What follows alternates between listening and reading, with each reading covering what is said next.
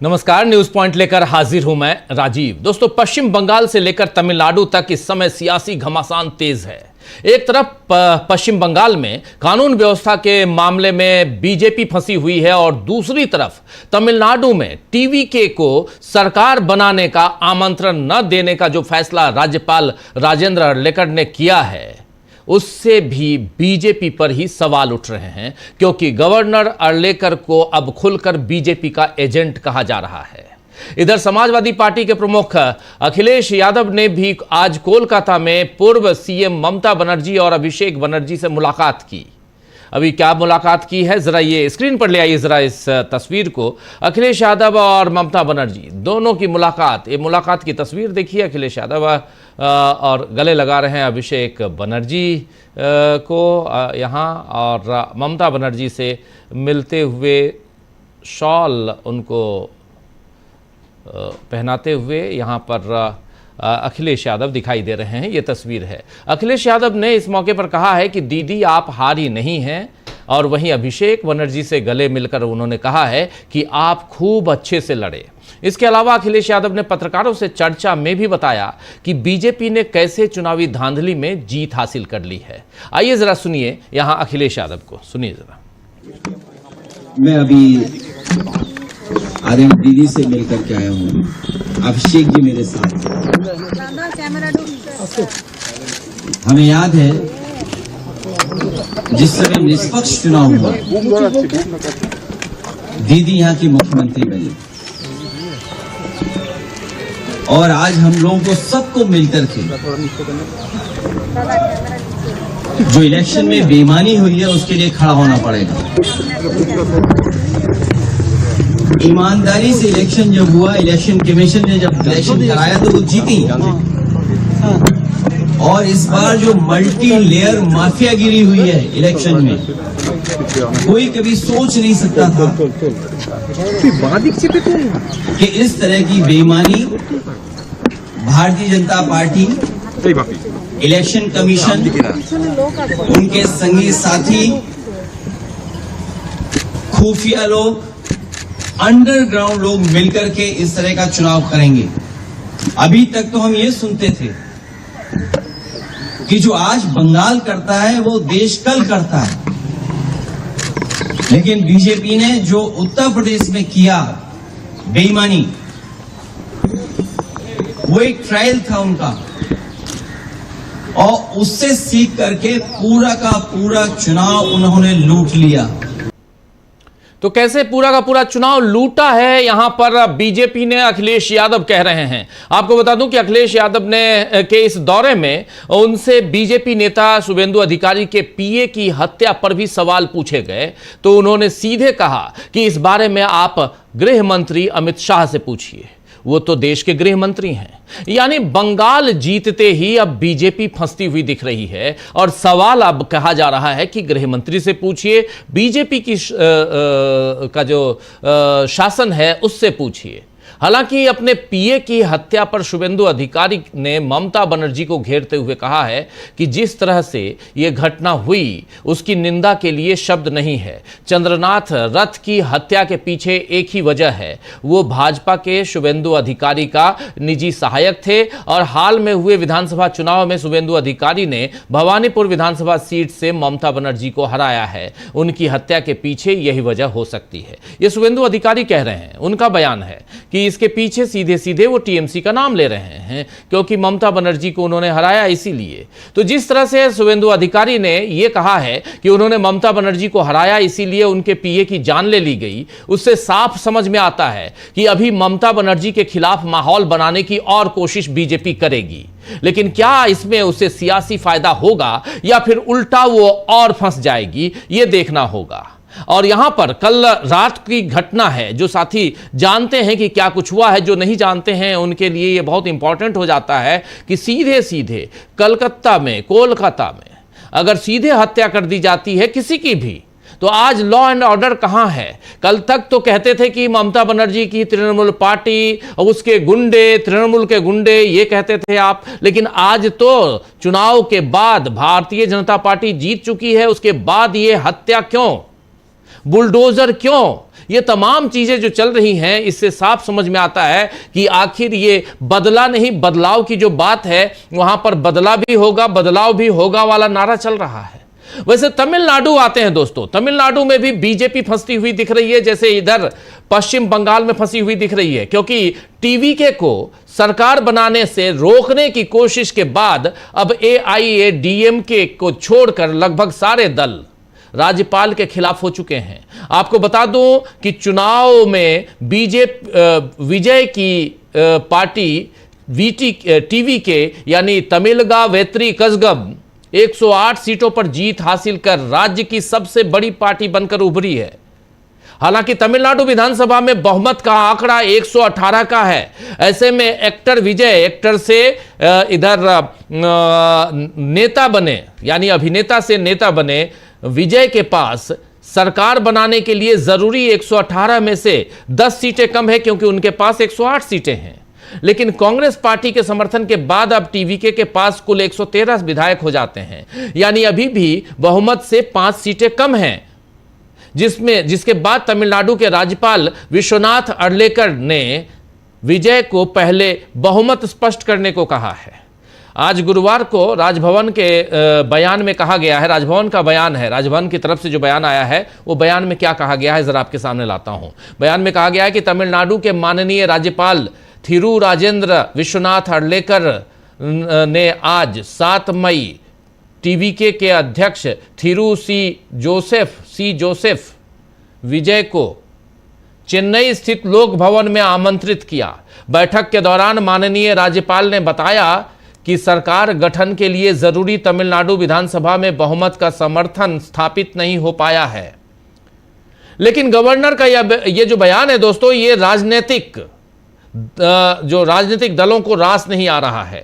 TVK से मात खाने वाली डीएमके ने कह दिया है कि विजय को सरकार बनाने का मौका दिया जाए। वहीं कमल हासन की एमएनएम, और कमल हासन की पार्टी एमएनएम है, और वीसीके और सीपीआई जैसी पार्टियों ने भी एकजुट होकर विजय और टीवीके का समर्थन किया है, यानी उनकी पार्टी का और टीवीके के मुखिया विजय का समर्थन किया। इन तमाम लोगों ने, तमाम दलों ने। तमिलनाडु की राजनीति जो है वो किस दिशा में जा रही है आप समझ रहे हैं, और राजनीतिक पार्टियों ने राज्यपाल की तरफ से विजय को सरकार बनाने के लिए आमंत्रित न किए जाने को जनादेश का अपमान करार दिया है। समाजवादी पार्टी से सांसद और वरिष्ठ वकील कपिल सिब्बल ने तो राज्यपाल को बीजेपी का एजेंट ही बता दिया है। कपिल सिब्बल को सुनिए जरा, यहां दिल्ली में क्या कह रहे हैं। I was hoping that by now the governor would have invited TVK to form the government. That's the norm, and I think the governor, Mr. Arlekar, must be knowing of the norm. But of course, when governors become agents of the BJP, they do the bidding of the BJP. And whatever the BJP wants, the governments will do. So if it comes to a bill passed by the legislature, the governments will not clear it. And in Bengal, now that BJP is in power, they will clear it. So at this moment, what is the situation? In a 234 Assembly House, 108 go to the TVK, 59 to the DMK, 47 to the Anna DMK, 5 to INC, 4 to PMK, 2 to IUML, and 2 to CPI. And the magic figure is 119. So clearly, as of today, TVK does not have a majority in the House. There is no doubt about that. I was reminded, this is something interesting. I was reminded of a famous cricketer called Jim Laker. Jim Laker is the highest off-spin or spin wicket taker in the world. He played a match against the Australian. तो यहां पर कपिल सिब्बल साफ साफ कह रहे हैं कि BJP के एजेंट की तरह काम कर रहे हैं वहां के राज्यपाल को बुलाना चाहिए था, लेकिन राज्यपाल नहीं बुला रहे हैं यहां गवर्नमेंट फॉर्म करने के लिए, जो सरासर गलत है। ये सारी बातें न सिर्फ यहां कपिल सिब्बल चूंकि कानून के जानकार हैं, देश के वरिष्ठतम वकीलों में से एक हैं, तो ये बेहतर जानते हैं कानून की भाषा को, और इसके साथ साथ राजनीति की भाषा को भी अच्छी तरह से जानते हैं। लगातार एक लंबा वक्त इनका राजनीति में गुजरा है, अभी भी गुजर रहा है। सांसद हैं समाजवादी पार्टी के सपोर्ट से राज्यसभा में। वहीं अभिषेक मनु सिंघवी, वो भी सांसद हैं राज्यसभा में, 5वीं बार के सांसद, देश के वरिष्ठतम वकीलों में से एक वो। उन्होंने क्या कुछ लिखा है, क्या कुछ कहा है इसी मसले पे, जरा ये उनको देखते हैं। यहां कह रहे हैं अभिषेक सिंघवी कि मुझे बड़े खेद के साथ कहना पड़ रहा है कि राज्यपाल, जो संवैधानिक ज्ञान के भंडार माने जाते हैं, उनके पास तमिलनाडु की सबसे बड़ी पार्टी को सरकार बनाने के लिए बुलाने के अलावा कोई विकल्प नहीं है। इसमें कोई संदेह नहीं है। वास्तव में कानून, परंपरा, संवैधानिक संस्कृति और संवैधानिक स्वरूप के अनुसार ऐसा पहले भी कई बार हो चुका है। साथ ही किसी अन्य दल ने तो दावा भी नहीं किया है। सीटों की कमी, केवल 7-8 सीटों की कमी, सिर्फ 7-8 सीटों की कमी। और राज्यपाल हमेशा यही कहते रहेंगे कि सदन में 10-12 दिनों में बहुमत साबित हो जाएगा। तो फिर समस्या क्या है? संवैधानिक मानदंडों और परंपराओं का इस तरह से उल्लंघन या उन्हें कमजोर करना बेहद निंदनीय है। और मैं ये बात बड़े खेद के साथ कह रहा हूं, ये बहुत पहले ही हो जाना चाहिए था। यहां साफ साफ कह रहे हैं अभिषेक सिंघवी कि ये बात बहुत खेद के साथ मैं कह रहा हूं, और आप बुला लेते, 10-12 दिन का समय देते, 3-4 दिन का भी समय देते, कहते कि चलो फ्लोर टेस्ट कर लो।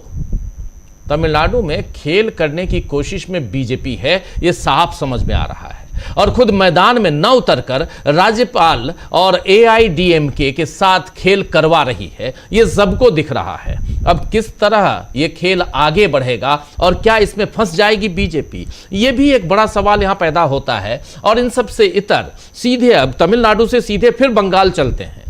बंगाल में जो चल रहा है उसमें ममता बनर्जी अब तैयारी कर रही हैं सुप्रीम कोर्ट आने की। इधर आज अखिलेश यादव और ममता बनर्जी की जो मुलाकात है, इस मुलाकात के क्या मायने हैं ये भी समझेंगे। और इस बीच लगातार हिंसा जारी है पश्चिम बंगाल में, इसके क्या मायने हैं? क्या यहां हिंसा जानबूझकर करवाई जा रही है? यह भी एक बड़ा सवाल है। इन सवालों से पर्दा उठाने की कोशिश करते हैं। शुभेंदु अधिकारी के PA की हत्या छोटी मोटी घटना नहीं है, और न सिर्फ किसी के PA की हत्या या कोई VVIP है उसकी हत्या हो गई, वहां 4 लोगों की आधिकारिक तौर पर हत्या हो चुकी है। उसके पीछे का कारण क्या है? क्या चुनाव के बाद इतनी हिंसा होनी थी? और कई सारी ऐसी तस्वीरें आ रही हैं जिसमें पुलिस और जो CRPF CAPF के जो जवान हैं वो वहां खड़े हैं, तमाशबीन बने हुए हैं, तमाशा देख रहे हैं, लेकिन जो दंगाई हैं वो दंगा कर रहे हैं और ये कुछ नहीं कर रहे हैं। किसकी शह पे? सरकार किसकी है? देश में सरकार किसकी है? गृह मंत्रालय किसके पास है? ये सब सवाल तो पूछे जाएंगे। चलिए इन सवालों से पर्दा उठाने की कोशिश करते हैं। हमारे साथ कुछ बड़े साथी जुड़े हुए हैं, और इसमें एक इंपॉर्टेंट बात, आप तमाम साथियों का स्वागत करता हूं। एक इंपॉर्टेंट बात, इधर ज्ञानेश कुमार जी बुरी तरह फंस चुके हैं अब सुप्रीम कोर्ट में।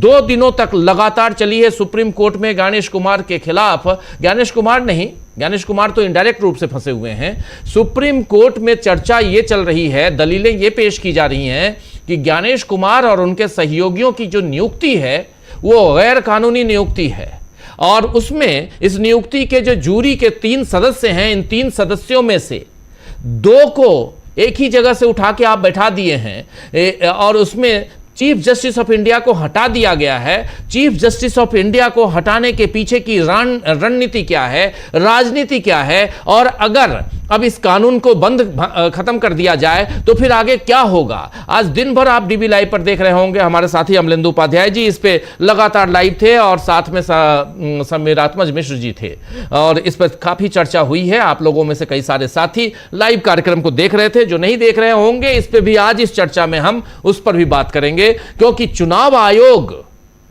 हर तरह से घिरा हुआ है, और चुनाव आयोग और खासकर मुख्य चुनाव आयुक्त को जिस ढंग से यहां शेल्टर दिया जा रहा है, उसके पीछे की रणनीति और राजनीति क्या हो सकती है उस पर चर्चा करेंगे। लेकिन चलते हैं पश्चिम बंगाल। पश्चिम बंगाल में जो चल रहा है उस पर चर्चा लाजिमी, बहुत जरूरी है। सबसे पहले एक ओपनिंग कमेंट चाहता हूं प्रोफेसर अखिल स्वामी जी आपसे। स्वामी जी, पश्चिम बंगाल, कल हम लोग चर्चा कर रहे थे, खत्म किए प्रोग्राम, उसके बाद फिर थोड़ी देर बाद ब्रेकिंग खबर, शुभेंदु अधिकारी के पीए को गोली मारकर हत्या उनकी हो जाती है।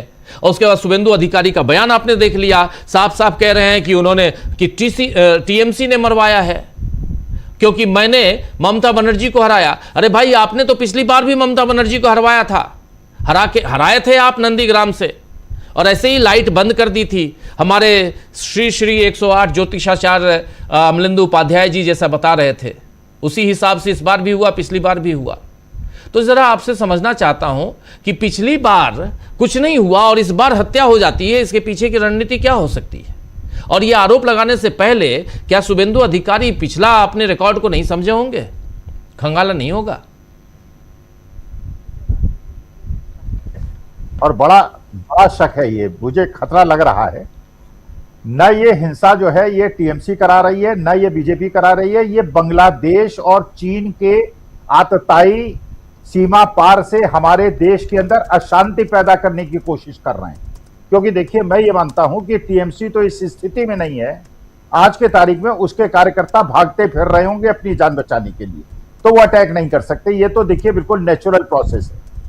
भारतीय जनता पार्टी भी, क्योंकि उसे 2 दिन के बाद सरकार में लेना है, क्योंकि वो कानून व्यवस्था के नाम पे वहां सत्ता में आई है, तो उसको भी शायद इस प्रकार की कार्रवाई नहीं करनी चाहिए। मुझे ऐसा लगता है, तो मुझे खतरा लग रहा है। इसका मतलब देश बहुत दिन से वेट कर रहा था कि भारत के अंदर अशांति हो और उसके बाद हम यहाँ पे कोई खेल कर जाएं, और चीन भी आंख गड़ाए बैठा था। मुझे लगता है देश की बाहरी शक्तियां, जिनको रोकना हमारे देश के गृह मंत्री का काम था, अमित शाह साहब का, कि बाहरी शक्तियों को, क्यों गृह मंत्रालय का काम है ये। अब लगता है मेरे को कि बंगाल के अंदर टीएमसी के जाने के बाद और भारतीय जनता पार्टी की आने वाली सरकार से मुझे ऐसा अंदेशा हो रहा है, बाहरी शक्तियां सक्रिय हो गई हैं, और इसको, जिसे गृह मंत्रालय को रोकना चाहिए था, इतनी सेंट्रल रिजर्व पुलिस के बाद अगर वहां ये व्यवस्था हो रही। और देखिए राजीव जी, एक और, ये तो बंगाल की बात हुई, तमिलनाडु में मुझे ऐसा लग रहा है भारतीय जनता पार्टी चाहती है देश के अंदर जनजी आंदोलन फैल जाए। ये भारतीय जनता पार्टी चाहती है। मेरी बात सुन के लोगों को आश्चर्य होगा। देखिए, वास्तविकता यह है कि हम लोग चाहते थे कि देश का युवा, हम जब युवा थे जयप्रकाश के आंदोलन में, हमने इंदिरा जी का इमरजेंसी का विरोध किया था, क्योंकि युवा जो है चुपचाप बैठता नहीं, उसका दिमाग चलता रहता है। आज के युवा से हम परेशान थे कि ये जेंजी क्या कर रहे हैं। देखिए, ये आपको पता है कि तमिलनाडु के अंदर 108 सीटें अगर विजय को मिली हैं तो वो जेंजी की वजह से मिली है, युवा शक्ति की वजह से मिली है। ये भी सबको पता है कि संवैधानिक रूप से जो भी लार्जेस्ट पार्टी होती है, गवर्नर इज बाउंड टू, और ये भी माननीय सुप्रीम कोर्ट का ऑर्डर है, जो ये मेजॉरिटी प्रूव होगी, ये फ्लोर ऑफ द हाउस पे होगी, ये बाहर नहीं होती है। गवर्नर के पास उनकी परेड नहीं कराई जाती है। मैं अभिषेक मनु सिंघवी साहब की बात भी सुन रहा था और कपिल सिब्बल साहब की बात भी सुन रहा था। देखिए, मैं कानूनविद नहीं हूं, मुझे कानून का कोई ज्ञान नहीं है, लेकिन मुझे ये लग रहा है, पहली बार ऐसा बोल रहा हूं, मुझे क्षमा करेंगे कपिल सिब्बल साहब अगर सुनेंगे। अभिषेक मनु सिंघवी तो जो बात कह रहे थे बिल्कुल कानूनी रूप से बिल्कुल सही है, लेकिन कपिल सिब्बल साहब की बात जीवन में पहली बार मुझे ऐसी लगी। उनके पास मेजॉरिटी नहीं है। अरे मेजॉरिटी है, प्रूव करेंगे वो असेंबली के अंदर। अरे असेंबली के अंदर आज तक तो कभी किसी विधानसभा के अंदर ऐसा नहीं हुआ, और लार्जेस्ट पार्टी जो बनती है उसको इनवाइट किया जाता है। गवर्नर इनवाइट करने के बाद कह रहे हैं नहीं, I will not invite you. इससे क्या हो रहा है राजीव जी, में खतरा है मेरे देश के ऊपर। तमिलनाडु के युवा पीढ़ी को, जिसने टीवीके को वोट दिया है फॉर ए चेंज, उसे आप उत्तेजित कर रहे हैं कि सड़क पे आ जाओ। और मुझे जो खबरें मिल रही हैं, तमिलनाडु के अंदर पीढ़ी, युवा पीढ़ी सड़क पे आ गई है। नंबर 2, नंबर 3, देखिए ये जो आप एक संवैधानिक संस्था, अच्छा फिर अखिलेश यादव जो मिले हैं उसके अंदर एक अगर बाइट हो मैंने सुनी, जब वो निकल रहे थे वो प्रेस कॉन्फ्रेंस को, जब पूछा है किसी एक पत्रकार ने क्या कोई आंदोलन की आप लोग सोच रहे हैं, अखिलेश यादव ने एक सेंटेंस कहा और निकल गए। उन्होंने कहा उसी के लिए तो बात करने आया हूं। और उसके बाद संजय सिंह का भी एक एड्रेस आपने सुना होगा। संजय सिंह ने कहा अब रोने धोने का समय नहीं है, जो लोग देश को प्यार करते हैं और इस प्रकार से संविधान और कानून की हत्या होते हुए, लोकतंत्र की हत्या हुआ देख रहे हैं, भारत माता के लिए वो सड़क पे आए और उतरे और एक अहिंसात्मक शांति प्रिय आंदोलन चलाएं। देखिए, हम लोग जिस चीज का इंतजार कर रहे थे, देखिए हम तो हमेशा पैदा नहीं हुआ 1947 के पहले, वरना अंग्रेजों के खिलाफ लड़ता, 60 रुपए की पेंशन न लेता, मैं जाके माफी न मांगता, लड़ता, मरता या पेड़ पे लटकाया जाता। और जब 77-74 में टाइम आया जयप्रकाश के आंदोलन में, तभी मैंने इंदिरा जी का विरोध किया। मैं कोई कांग्रेसी नहीं हूं, ना एंटी कांग्रेसी हूं, मैं तो ये लोकतंत्र की हत्या का विरोधी हूं। और आज के तारीख में जो परिस्थिति है इमरजेंसी से बदतर है, और ये जो अब संकेत मिल रहे हैं, और ये तमिलनाडु के अंदर आग लगा रहे हैं, भारतीय जनता पार्टी आग लगा रही है। अगर कल तक, और ये भी आपको पता होगा, एडीएमके के 30 एमएलएस को उन्होंने जाके टीवीके को अपना समर्थन देने की बात कर ली है, लेकिन फ्लोर ऑफ द हाउस में इसलिए नहीं बुला रहे हैं क्योंकि आएंगे तो वहां पे मेजॉरिटी प्रो हो जाएगी, 150 लोग टीवीके के साथ खड़े हो जाएंगे। देखिए ये बात बिल्कुल सही है, ये उत्तेजित कर रहे हैं देश की जनता को। और ये भी सबको पता है कि बंगाल क्योंकि उस जगह पे है जहां पे हमारा चिकन नेक है, जहां हमारा एक वीक स्पॉट है, और बांग्लादेश और चीन जिस प्रकार से बंगाल के अंदर उत्पात कर रहे हैं, गृह मंत्री जी उसको रोकने के बजाय टीएमसी को कर रहे हैं। मुझे लगता है बाहरी शक्तियां हैं, और ये बाहरी शक्तियों को हमारा गृह मंत्रालय, हमारे देश के लोग रोकने में असमर्थ हैं, जबकि वहां 3 लाख सेंट्रल रिजर्व पुलिस मौजूद है। इसलिए जब ये सेंट्रल रिजर्व पुलिस जाएगी, उसके बाद बांग्लादेश क्या करेगा, चीन क्या करेगा, we have to be very careful. अपनी मदरलैंड के लिए, अपनी भारत माता के लिए हमें चिंतित होना चाहिए, और लोकतंत्र और संविधान को बचाने के लिए हमें वो करना चाहिए जो हमें करना चाहिए। बिल्कुल आप सही कह रहे हैं, जो वो करना चाहिए जो करना चाहिए, बिल्कुल आप सही। और यहाँ महत्वपूर्ण हो जाता है कि चाहे तमिलनाडु हो चाहे इधर खबर आ रही है पश्चिम बंगाल से कि वहाँ के राज्यपाल ने पश्चिम बंगाल विधानसभा को भंग कर दिया है। अब भंग करने के बाद जब तक नया मुख्यमंत्री नियुक्त नहीं हो जाता है, तब तक क्या ममता बनर्जी को कार्यकारी मुख्यमंत्री का पद दिया जाएगा? मुख्यमंत्री के तौर पर ममता बनर्जी ने अभी तक इस्तीफा नहीं दिया है, ये भी जान लीजिए। लेकिन यहाँ बीजेपी और उसके समर्थक कह रहे हैं कि मुख्यमंत्री अब वो नहीं रहेंगी। बहुत अच्छी बात है। सरकार कौन चलाएगा, राज्यपाल या कोई और? राष्ट्रपति शासन 2 दिन तक क्या होगा? क्योंकि पूर्ण राज्य है, राष्ट्रपति के अधिकारों के आगे सब होता है, उस पे आएंगे। ये जो कानूनी जो लड़ाई है उसमें आगे क्या होगा, इन सब पे भी बात करेंगे। लेकिन एक ओपनिंग कमेंट जल्दी से, प्रेम कुमार जी आपके पास आता हूं, फिर प्रशांत जी आपके पास। और प्रेम कुमार जी, बंगाल को अभी हम चलेंगे इस चर्चा में, हम तमिलनाडु भी चलेंगे, वहां भी खेल बहुत भयंकर चल रहा है। हम लोग बंगाल पे तो खूब चर्चा कर रहे हैं और तमिलनाडु में भी भयंकर खेल चल रहा है। लेकिन उससे पहले बंगाल में चूंकि हिंसा है, हत्या है, मारपीट है, दंगा फसाद है, इसलिए बंगाल ज्यादा इंपॉर्टेंट हो जाता है। यहां पे राजनीतिक तौर पे तो है ही। कैसे देखते हैं आप बंगाल में? सोमवार को रिजल्ट आया, उसके बाद से आज गुरुवार तक 4 दिन। शुक्रिया राजीव जी। देखिए, बंगाल को लेकर के हमेशा बीजेपी यही कहती रही कि टीएमसी वाले ऐसा करते हैं, वैसा करते हैं। 2021 का उदाहरण, इतने लोग मारे, इतने लोग पलायन हुए, पोस्ट पोल हिंसा हुई, तमाम तरह की बातें वो कहते रही। लेकिन उस समय केंद्र सरकार भी में बीजेपी ही रही। केंद्र सरकार के तौर पर अगर इतनी बड़ी घटनाएं घट रही थी, तब वो भूमिका नहीं दिखी कि हस्तक्षेप किया जाए। भाई, संघीय ढांचे में तो केंद्र के पास काफी अधिकार होते हैं। पहले राष्ट्रपति शासन भी खूब लगा करते थे। लेकिन अब जब बीजेपी की सरकार आ गई, तो उसके बाद जो ये एक पीरियड है नई सरकार के गठन तक, इस समय को साइलेंस पीरियड के तौर पर इस्तेमाल किया जा रहा है। ये एक बफर टाइम है उनके लिए, और उनकी जो सोच रही है कि हमें भी बदला लेने का मौका मिलना चाहिए, उसी रूप में ये समय का इस्तेमाल हो रहा है। जैसे गुजरात में हुआ था पोस्ट गोधरा, 3 दिन तक सोई हुई थी। जैसे दिल्ली में हुआ था, दिल्ली पुलिस सोई हुई थी, दंगे हो रहे थे, एक वर्ग को पूरी छूट दी गई थी कि आप जो हिसाब बराबर करना है कर लो। और दिलीप घोष ने कल कहा भी है, दिलीप घोष ने कहा सबका साथ, सबका विकास, सबका हिसाब।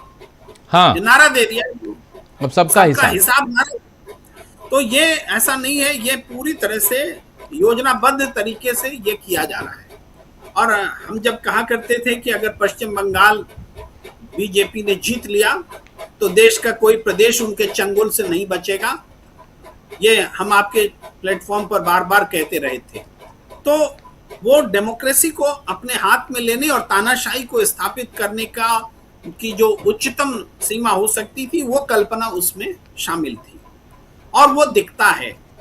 आप जैसे अभी शुभेंदु अधिकारी के पीए की हत्या है, भाई किसी हत्या को हम तो ये नहीं कह सकते कि कौन किया कैसे किया, हम कोई जांच एजेंसी है नहीं, हम उसकी व्याख्या और कारण यही सब सोच सकते हैं, समझ सकते हैं। अभी तक कोई अनुसंधान हुआ नहीं, लेकिन हम इसको बीजेपी की सोच के हिसाब से घटित घटना मानते हैं।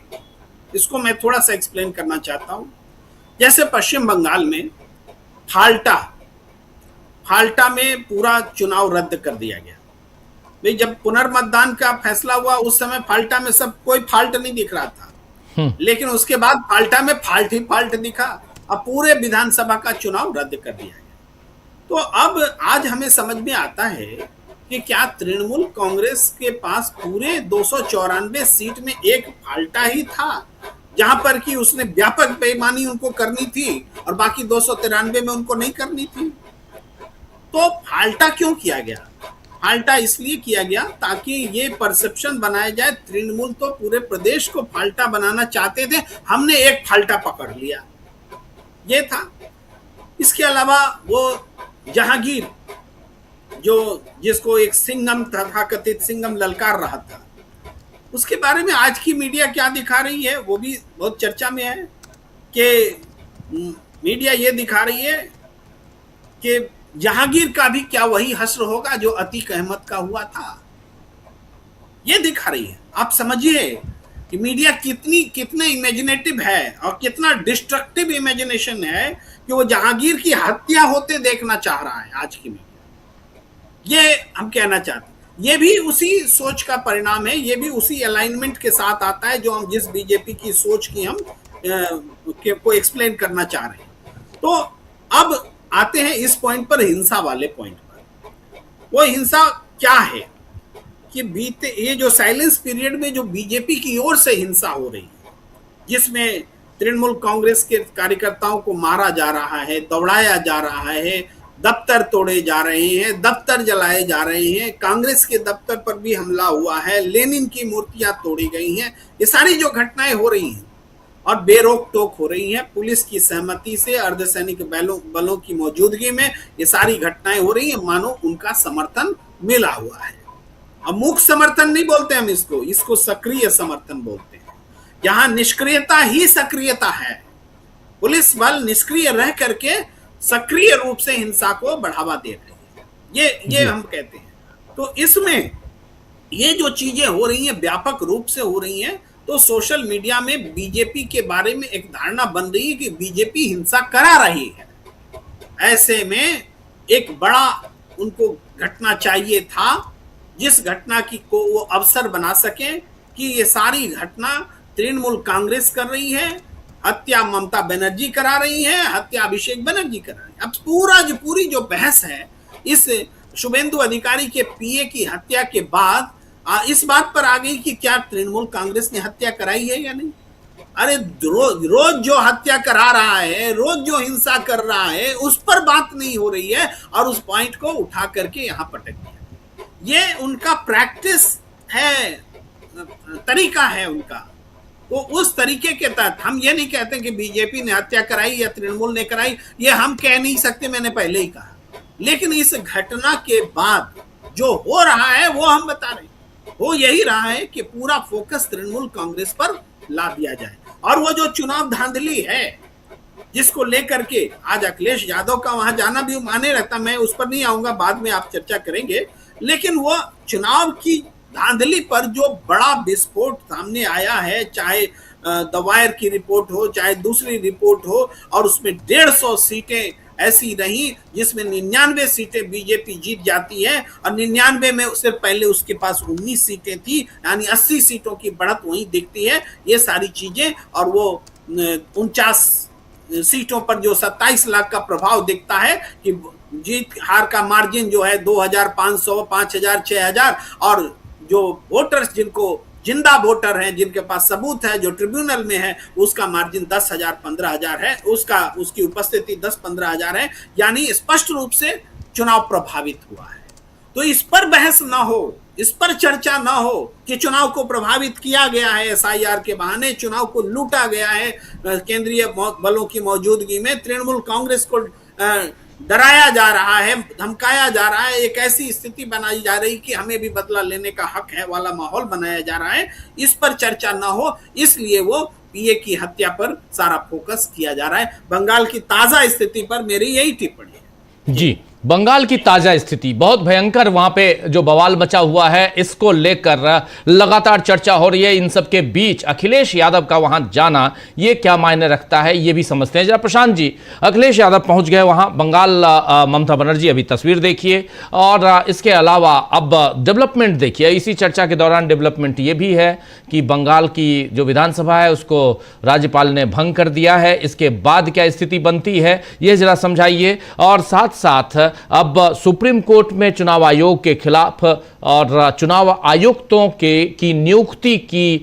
का जो पैनल है उसको फिर से फॉर्म करने के लिए उसमें रिफॉर्म की गुंजाइश बताते हुए, और खासकर चीफ जस्टिस ऑफ इंडिया को उसमें जोड़ने के लिए, क्योंकि उनका नाम हटाया गया है, इन सब के लिए बहस चल रही है इधर। तो देखिए कितनी मतलब अलग अलग लेकिन सबका जो एक एंगल है वो सीधे सीधे हमारी डेमोक्रेसी की तरफ, जो कमजोर हो रहा हमारा लोकतंत्र, उसकी तरफ वो जाता है। जरा आपका विश्लेषण इस पे। और हमारे साथ जुड़ गए हैं सीधे कोलकाता से हमारे साथी सुमन भट्टाचार्य जी। आपका स्वागत है सुमनदा इस कार्यक्रम में, बहुत बहुत शुक्रिया आप जुड़े। आपके पास आता हूं प्रशांत जी, जल्दी से आपके पास।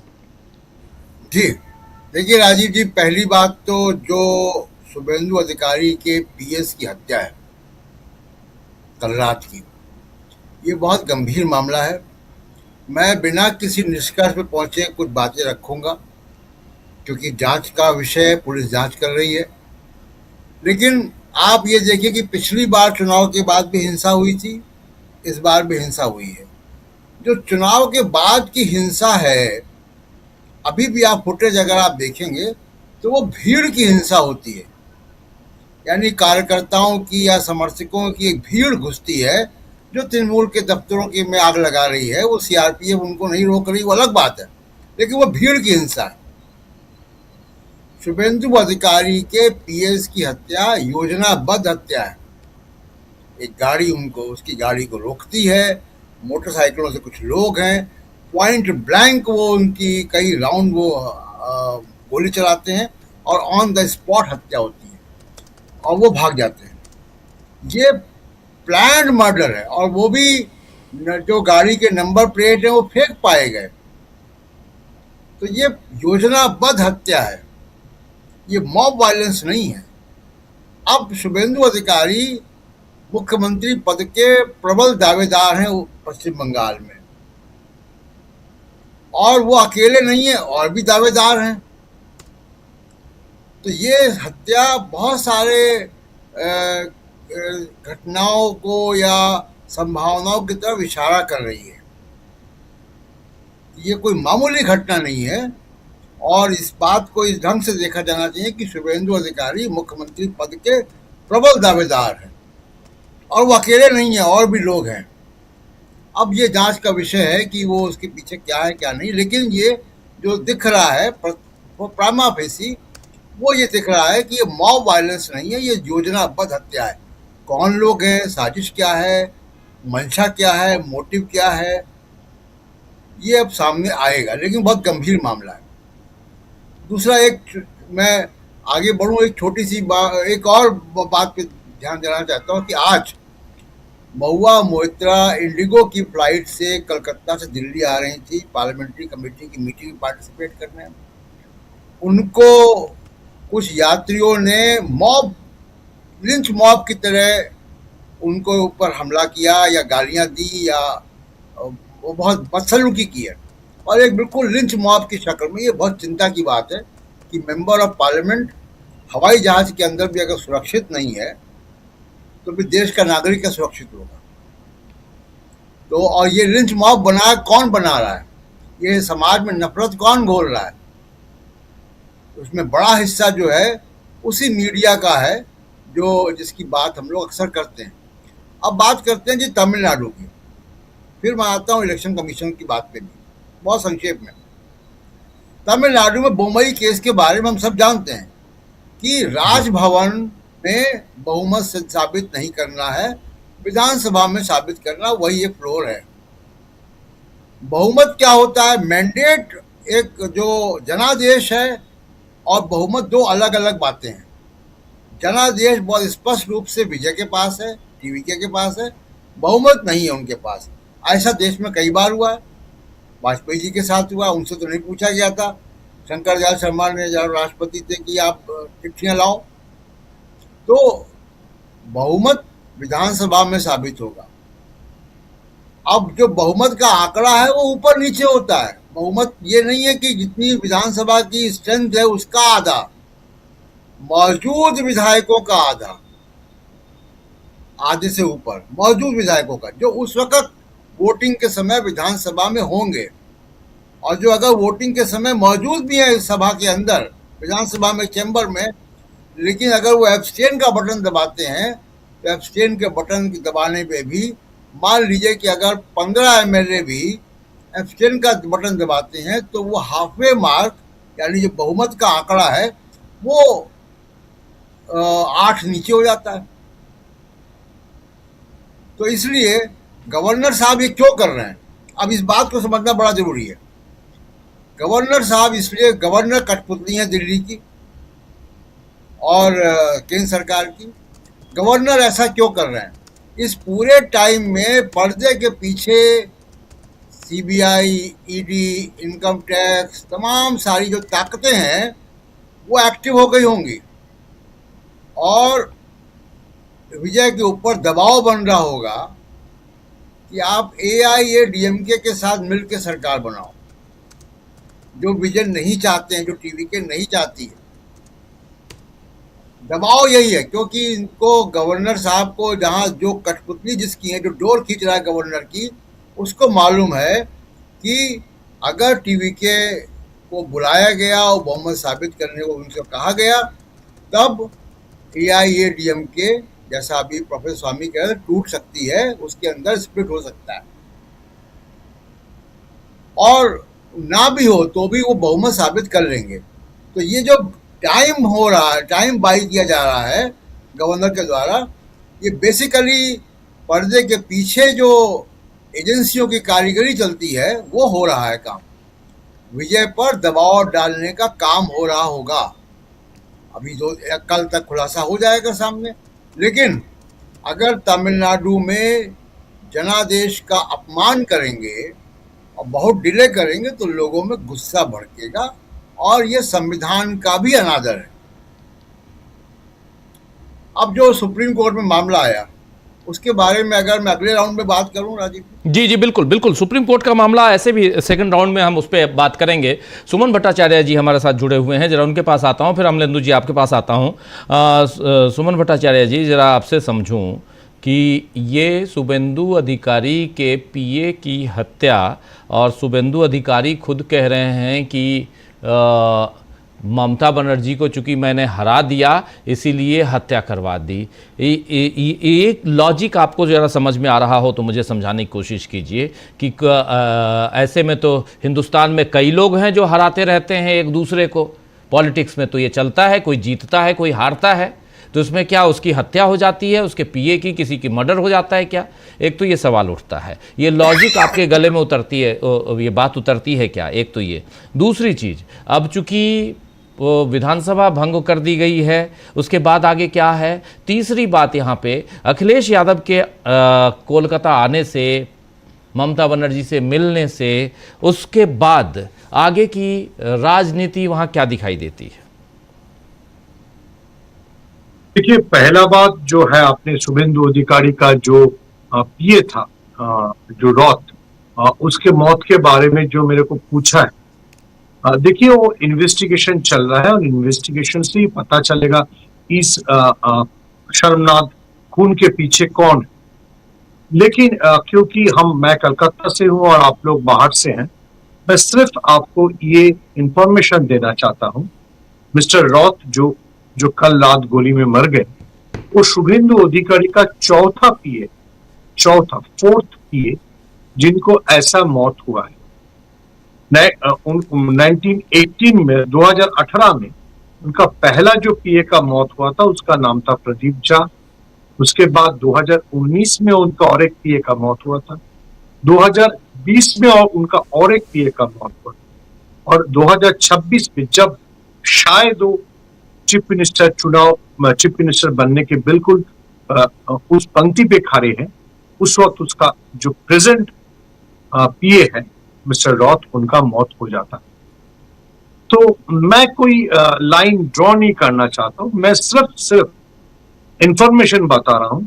जो शुभेंदु अधिकारी जो भाजपा का शायद अगला मुख्यमंत्री बनने जा रहा है, उनका ये चौथा पीए का मौत है, चौथा। तो मेरे को मालूम नहीं है उनका पीछे जो 3 पीए का मौत हुआ था, उनके पीछे कोई इलेक्शन हारने का या जीतने का कोई कारण था या नहीं था, ये शुभेंदु जी और इन्वेस्टिगेटिव टीम ही बता पाएगी। लेकिन जो मौत हुआ है वो बहुत शर्मनाक है और वो बिग प्लानफुल मर्डर है। उनके गाड़ी को घेर के मारा गया है, ये सब कुछ हमारे सामने।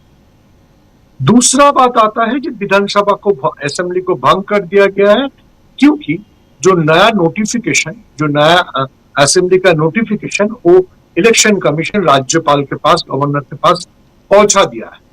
तो इसका मतलब है जो नया असेंबली तैयार होगा और उनमें जो मेजोरिटी लीडर होगा उनको ही गवर्नमेंट बनाने के लिए बुलाएंगे, जो शायद कल भाजपा की जो एमएलए टीम है उनके साथ जब अमित शाह मिलेंगे उस दौरान उसको चुना जाएगा, जिसमें सबसे आगे, मैं फिर से याद करा दूं, सबसे आगे शुभेंदु अधिकारी है। तो कल उस मीटिंग के बाद भाजपा का कौन परिषदीय लीडर बनता है, ऐसे लीडर ऑफ एमएलए बनता है, वो देख के हमको पता चलेगा। जो परसू ब्रिगेड में हमारे यहाँ पे जो सबसे बड़ा ग्राउंड है, वहां पे कौन नरेंद्र जी के साथ खड़ा होके वोट लेगा।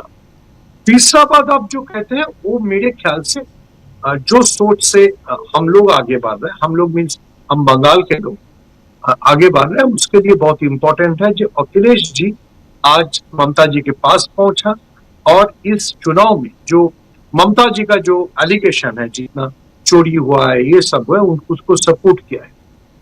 अब हमको आगे देखना पड़ेगा कि कब राहुल गांधी पहुंचेगा या कब स्टालिन पहुंचेंगे या कब शरद पवार पहुंचेंगे। क्या इंडिया जोट इस इशू को लेके एक यूनिफाइड फ्रंट को खड़ा कर पाएंगे? क्या कलकत्ता में, जैसे शायद आपके प्रोग्राम में पिछले दिन स्वामी जी बता रहे थे, क्या ऐसे कुछ हो पाएगा कि राहुल गांधी, ममता बनर्जी, अखिलेश यादव, तेजस्वी यादव सब एक साथ कलकत्ता में एक प्रोटेस्ट रैली करे, जहां से ये जो चुनाव में जो रिगिंग हुआ है उसके खिलाफ आवाज उठाए? देखिए, मैं थोड़ा सा देर से ज्वाइन किया हूं, मैं सिर्फ ये बात बोलना चाहूंगा कि हमारा डेमोक्रेसी बहुत खतरे में पहुंच गया है। इतना खतरे में पहुंच गया है, शायद हम लोगों को सोचना पड़ेगा कि अगला 2029 का चुनाव, उसके पहले यूपी का चुनाव एक्चुअली कैसे होगा।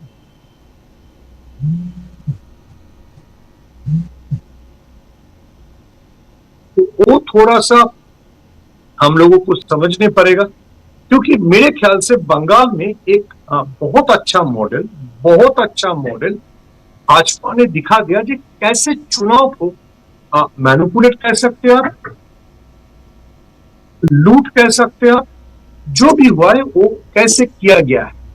तो इसका बारे में हम लोगों को सोचना पड़ेगा और 2029 का चुनाव जो लोकसभा के चुनाव है कैसे होगा, उसके बारे में थोड़ा सा हम सब लोगों को सोचना पड़ेगा। जी बिल्कुल बिल्कुल, जरा ये बताइए, ठीक है सोचना पड़ेगा। जरा सुमन भट्टाचार्य जी, एक सवाल आपके पास और लेके आता हूं, फिर जल्दी से अमलेंदु जी के पास आता हूं, फिर स्वामी जी आपके पास। क्या यहाँ पर जो परसों रात को कोलकाता में ही बुलडोजर लेकर गए, और सुमन भट्टाचार्य आवाज नहीं आ रही।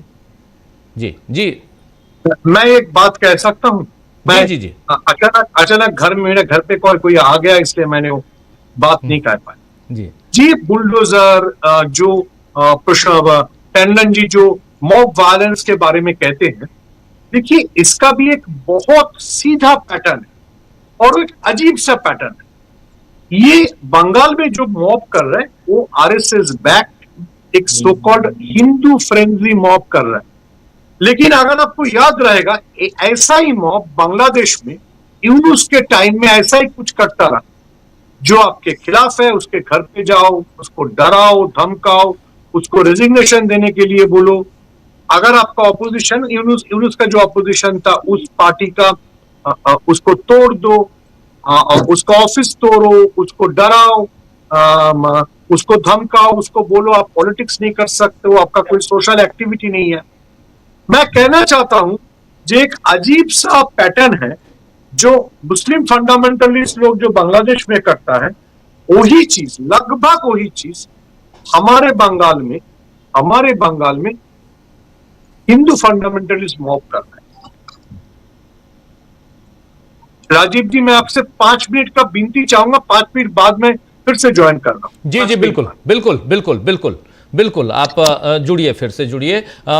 इस बीच अमलेंदु जी आपके पास आना चाहता हूं। अमलेंदु जी, ओवरऑल इसको बंगाल की बात पे आए हैं, लेकिन मैं आपसे जरा इधर बंगाल चलेंगे, लेकिन आपसे मैं बात करना चाहता हूं इधर कोर्ट में क्या हुआ इसकी बात करना चाहता हूं।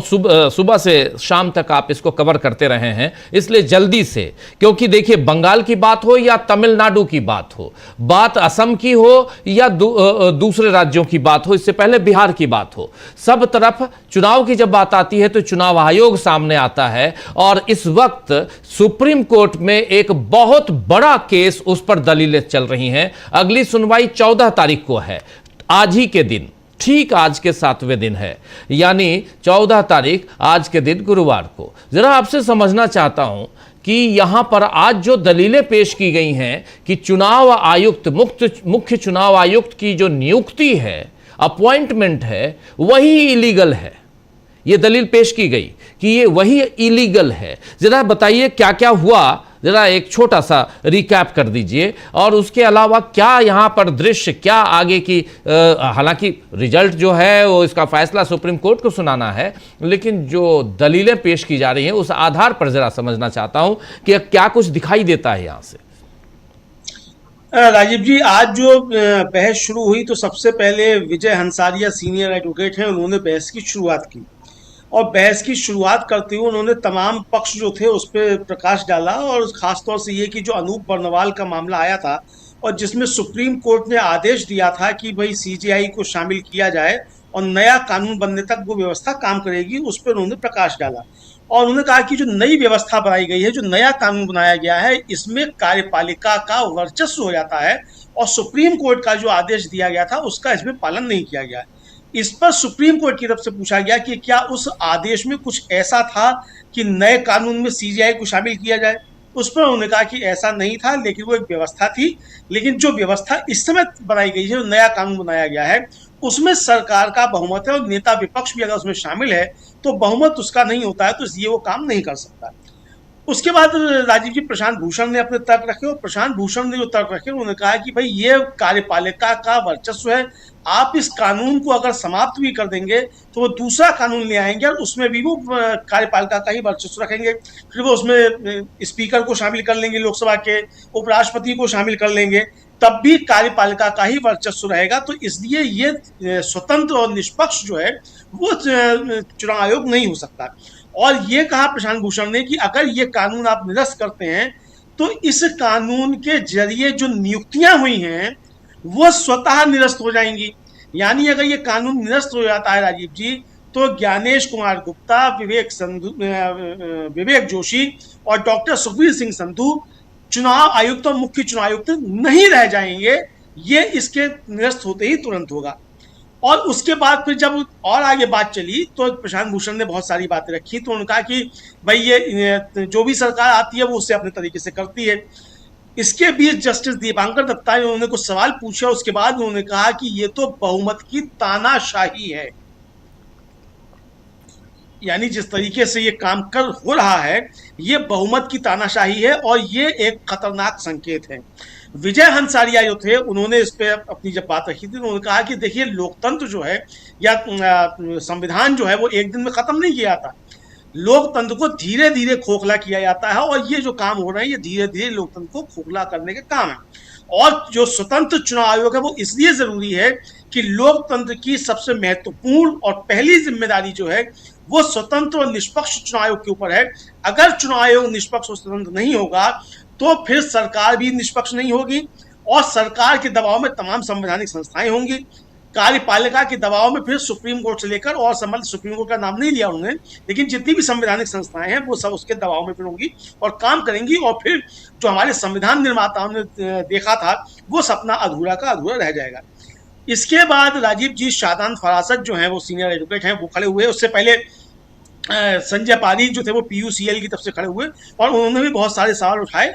आखिर में राजीव जी शादान फरासत खड़े हुए और सीनियर एडवोकेट, उन्होंने बिंदुवार बहुत सारी बातें रखी, और जो उसमें बात आई महत्वपूर्ण निकलकर वो ये आई कि ये जो नया कानून है जो जिसके जरिए नियुक्तियां हुई हैं, ये सीधे सीधे जो है वो कार्यपालिका का, सरकार जो है अपने मुताबिक व्यक्ति चुनेगी, सरकार का ही व्यक्ति जो है वो मुख्य चुनाव आयुक्त और चुनाव बनेगा, इसका प्रबंध किया गया है। तो ये लोकतंत्र के लिए बहुत खतरनाक है और ये लोकतंत्र के ऊपर सवाल है। दूसरा ये कि जो अनूप बर्नवाल का मसला था उसमें एक बात कही गई थी कि जो भी कानून बने उसमें स्वतंत्र जो है और निष्पक्ष चुनाव आयोग होना चाहिए। तो जो महत्वपूर्ण बात कही गई थी वो तो इसमें है ही नहीं, स्वतंत्र और निष्पक्ष ये तो है ही नहीं। वो तो एक कानून खत्म किया उन्होंने, दूसरा ले आए और उससे भी ज्यादा खराब ले आए। तो अब इसका हल क्या हो? तो चूंकि प्रशांत भूषण ने कहा था कि वो सारी नियुक्तियां रद्द हो जाएंगी, तो वो नियुक्तियां रद्द हो जाएंगी तो उनके द्वारा किए हुए काम भी रद्द हो जाएंगे। तो क्या फिर ये चुनाव भी रद्द हो जाएंगे? मतलब ये चुनाव का नाम नहीं लिया उन्होंने, लेकिन ये कहा कि उनके द्वारा किए हुए काम भी। तो इसका हल क्या हो? तो इसका हल ये हो कि फिलहाल ये कानून रद्द किया जाए, नया कानून बनने तक नई जो है व्यवस्था वो सुप्रीम कोर्ट तय करे, और नए कानून में ये बात तय की जाए कि कार्यपालिका का इसमें नहीं होगा। फिर उन्होंने 2-3 सुझाव दिए, सुप्रीम कोर्ट ने भी सुझाव दिए। सुप्रीम कोर्ट ने कहा कि जो तीसरा व्यक्ति है वो ये भी हो सकता है कि संसद के दोनों सदनों के 2/3 सदस्य जो हैं वो उसकी नियुक्ति करें। तो इस पर भी बात हुआ कि हाँ ये भी अच्छा सुझाव है। उसके बाद फिर ये भी आया कि उन्होंने दक्षिण अफ्रीका का हवाला दिया शादान फरासत ने कि वहाँ के संविधान में क्या है। फिर ये बात आई कि भाई इसमें जो बहुमत से किया गया है, अगर ये बहुमत से ना होकर अगर ये सर्वसम्मति से हो कानून में, तो सर्वसम्मति से जब होगा तब फिर ये होगा ही नहीं कि 3 व्यक्ति हैं कि उसमें 4 व्यक्ति हैं और कौन किसका बहुमत ज्यादा है। सर्वसम्मति से होगा तो फिर जो सबको पसंद होगा वो होगा, तो सर्वसम्मति कर दिया जाए। ये भी हुआ। फिर ये भी हुआ कि भाई ठीक है केवल प्रधानमंत्री और नेता विपक्षों तब भी चल सकता है, लेकिन हो सर्वसम्मति। तो ये सर्वसम्मति का, इस पर जो थे AG वेंकट रमणी जो थे वो काफी ज्यादा बेचैन हो गए और उनको लगा कि सुप्रीम कोर्ट अभी ये कानून निरस्त करने जा रहा है। इस पर बेंच की तरफ से कहा गया कि आप परेशान ना हो, हम अभी ये कोई संकेत नहीं दे रहे हैं कि हम इस कानून को निरस्त करने जा रहे हैं, हम अभी सारे पक्ष जो सुन रहे हैं और क्या क्या चीजें हो सकती हैं वो हम देखना चाहते हैं, लेकिन स्वतंत्र और निष्पक्ष चुनाव आयोग होना पहली जो है वो चीज है, इस पर कोई दो राय नहीं है। तो राजीव जी आज जो सुप्रीम कोर्ट में हुआ है उससे एक बात तो स्पष्ट नजर आती है कि सुप्रीम कोर्ट इस मुद्दे पर, मतलब इस नतीजे पर पहुंचता हुआ दिखाई पड़ रहा है कि जो ये कानून है, इस कानून के जरिए स्वतंत्र और निष्पक्ष चुनाव आयोग संभव नहीं है। जो बात थी जिस तरीके से आए उससे ये जाहिर होता है। अब ये कानून निरस्त होगा कि नहीं होगा इस बारे में राजीव जी अभी हम कुछ नहीं कह सकते, क्योंकि जब अगले बृहस्पतिवार को यानी 14 मई को सुनवाई होगी तो रिटायर्ड IAS हैं SN शुक्ला और उनके कई याचिकाओं पर बहुत महत्वपूर्ण फैसले भी आए हैं, वो अपनी बात रखेंगे। उसके बाद फिर सरकार की तरफ से विपक्ष आएगा, चुनाव आयोग की तरफ से विपक्ष आएगा, तो क्या क्या दलीलें आती हैं वो देखा जाएगा। लेकिन फिलहाल जो लग रहा है राजीव जी, वो इसमें यही लग रहा है कि ये मामला अब नतीजे पर पहुंचने वाला है। देर से ही सही राजीव जी अगर सुनवाई हुई है, हालांकि लगभग 2 साल के बाद जो है, बल्कि 2.5 साल के बाद ये सुनवाई पे केस आया है, जबकि पहुंच गया था उसी समय सुप्रीम कोर्ट में। और मुझे ध्यान पड़ रहा है कि जस्टिस सूर्यकांत की बेंच थी और उन्होंने कह दिया था कि हम इसको होली के बाद सुनेंगे, और होली आज तक नहीं आई थी, तो अब वो होली के बाद अब आया है, तो 2 या 3 साल के बाद दो होली जो होली आई के है, बाद जी 2 होली के बाद अभी सुनवाई हो रही है, तो ये महत्वपूर्ण था। लेकिन जस्टिस दीपांकर दत्ता ने बहस की शुरुआत होते ही एक बात कही कि कल हमने सरकार का अनुरोध टाल दिया था सुनवाई टालने के लिए, क्योंकि सरकार कह रही थी कि सुनवाई नहीं होगी, हमें लगा कि ये महत्वपूर्ण मसला है और काम जो है उनसे ज्यादा महत्वपूर्ण मसला है। तो ये सुप्रीम कोर्ट की वही राजीव की टिप्पणी आ गई थी, तो ये महत्वपूर्ण मसला है, तो इस पर अब जो राजीव जी आएगा वो एक लैंडमार्क जजमेंट होगा। और सबसे बड़ी बात ये राजीव जी, जस्टिस दीपांकर दत्ता ने यह भी कहा कि भाई जितनी तत्परता आपने इसमें दिखाई है नियुक्ति करने में, अगर इतनी ही तत्परता आपने सुप्रीम कोर्ट या हाई कोर्ट के, खासतौर से हाई कोर्ट के जजेस की नियुक्ति में दिखाई होती तो हमें बड़ी खुशी होती। यानी अब तक राजीव जी जिस तरीके से जजों की नियुक्तियां लटकाई जाती रही सरकार की तरफ से, उस पर एक जो था वो व्यंग कसा उन्होंने इतना। फिर ये भी आया कि भाई हमने जो कहा था कि लोकपाल में सीजीआई को आपने क्यों शामिल किया, जबकि सुप्रीम कोर्ट ने ये नहीं कहा था कि आप लोकपाल की नियुक्ति में सीजीआई को शामिल कीजिए। ये कहां से आ गया? अगर वहां सीजीआई आ सकता है तो यहाँ सीजीआई क्यों नहीं है, ये भी सवाल उठा राजीव जी। तो मसला ये नहीं कि सीजीआई शामिल होगा कि नहीं होगा, मसला ये है कि चुनाव आयुक्त जो होगा वो निष्पक्ष और स्वतंत्र होना चाहिए, सरकार का आदमी नहीं होना चाहिए, किसी एक दल का आदमी नहीं होना चाहिए। इसलिए जो महत्वपूर्ण बात है राजीव जी, अब वो चाहे 3 व्यक्ति रहें, उसमें 10 व्यक्ति रहें, चाहे 2 व्यक्ति रहें, लेकिन सर्वसम्मति वाली बात तो राजीव जी आएगी, और अगर सर्वसम्मति वाली बात आएगी तो फिर सरकार के लिए दिक्कतें खड़ी होंगी।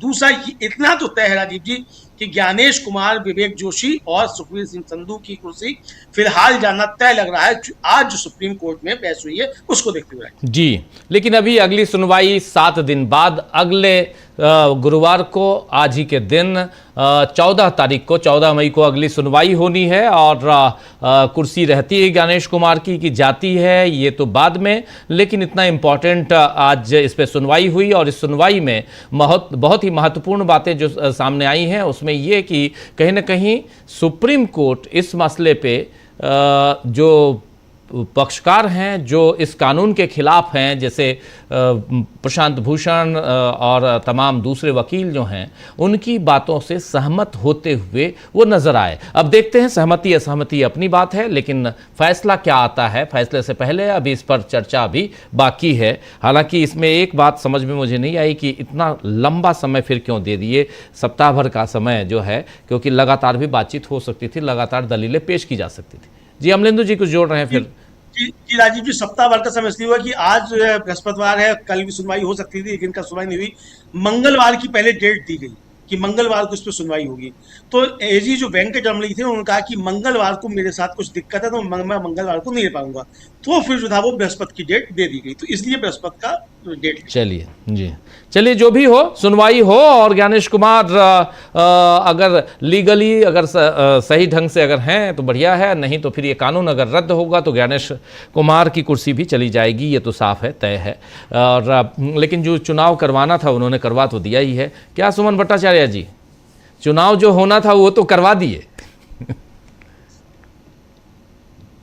ये ऐसा होगा, वो गांधी जी का बहुत फेमस मतलब आइकॉनिक स्टेटमेंट है ना, एक post dated cheque on A falling on A crashing bank. तो अगर सुप्रीम कोर्ट का ऐसा कोई जजमेंट आता भी है राजीव जी, तो वो पोस्ट डेटेड चेक होगा। जब ज्ञानेश कुमार को जो एसासिनेशन का जिम्मेदारी दिया गया था, मैं उसको पॉलिटिकल एसासिनेशन ही मानूंगा। वो एसासिनेशन उन्होंने काम खत्म कर दिया। उन्होंने बिहार में एक भाजपा का सरकार ला दिया, जो भी भाजपा का, बिहार में भाजपा का चीफ मिनिस्टर पिछला मेरे ख्याल से 20 साल से कभी नहीं बना, और बंगाल में एक भाजपा का चीफ मिनिस्टर बनने जा रहा है जो इंडिपेंडेंस आजाद भारत में पहली बार।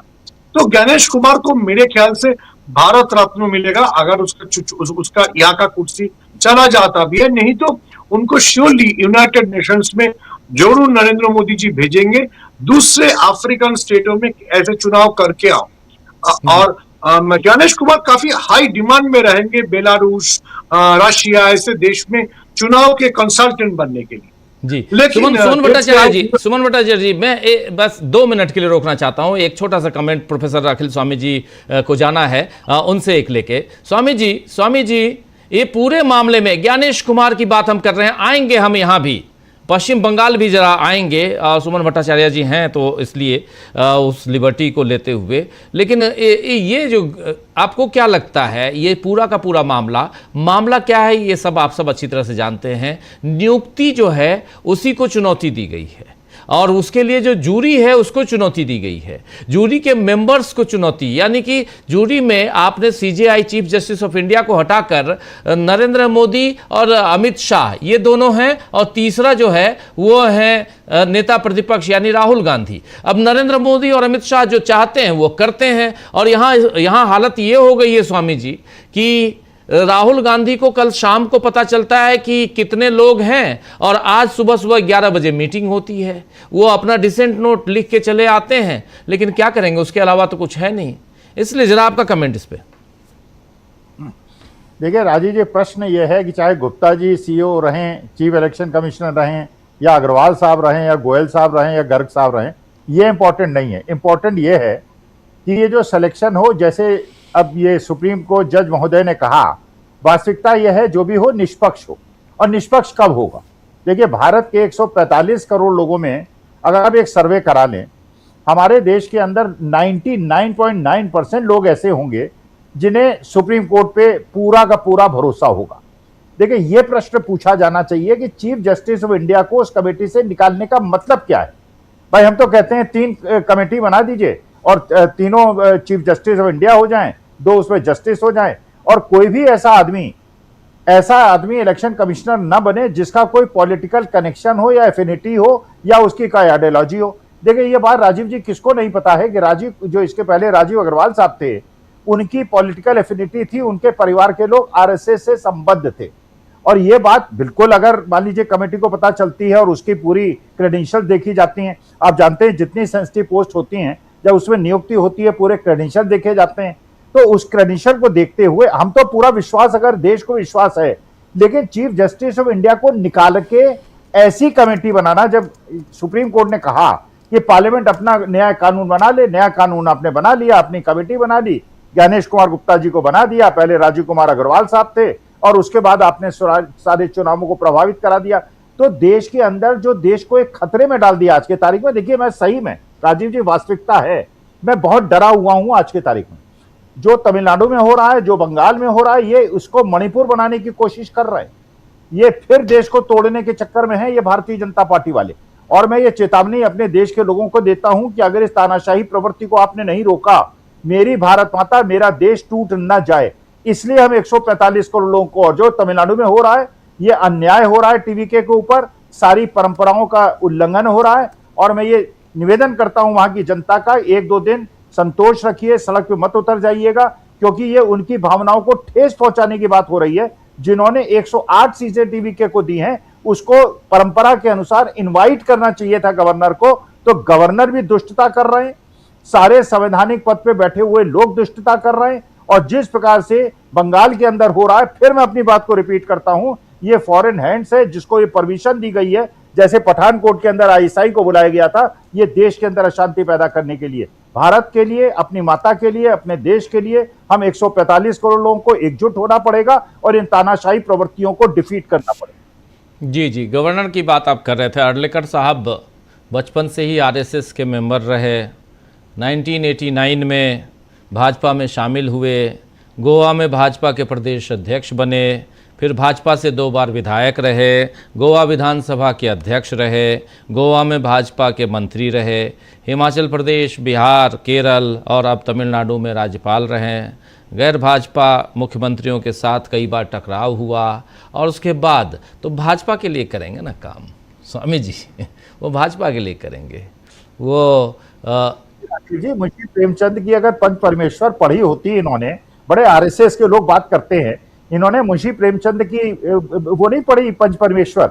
अरे जब कुर्सी में बैठ गए राजीव जी, आप बैठे हैं इस समय अपने एडिटर इन चीफ, तो आप जब एक ऐसे स्थान पे बैठे हुए, आपसे न्याय की उम्मीद की जाती है। जो आदमी पद में बैठता है, मैं अध्यापक रहा हूं, अध्यापक का यह कर्तव्य है कि गरीब बच्चों को, कमजोर बच्चों को ज्यादा महत्व दे, और बड़े बड़े लोगों के बच्चों को कहे कि जरा पीछे बैठो, पढ़ने दो गरीब लोगों को, मध्यम वर्ग के लोगों को, सब लोगों को एक निगाह में देखिए। एक पुरानी बात है, पंच को, डॉक्टर को, वैद्य को और राजा को और शिक्षक को डिस्क्रिमिनेशन करने का अधिकार नहीं है। अगर डिस्क्रिमिनेशन करता है, पद में बैठे योग्य नहीं है, उसको उतार के फेंक देना चाहिए।